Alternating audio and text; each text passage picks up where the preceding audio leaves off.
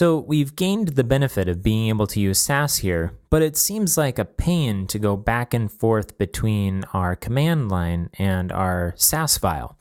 So the way to get around this is by using a command in SASS called watch. If you go back to the documentation page for SASS, under using SASS, the next line we would see here is to use SASS --watch, adding the input SASS file, and then the output CSS file. So this is similar to what we did before on our command line. Let's do this again. So I'm just going to hit up in order to get this. And what we're going to do is change the space separator to a colon, and then right after SASS, we're going to add space --watch, and we'll hit enter. And so this wrote our styles.css file right away because we changed the dark gray back to gray instead of red.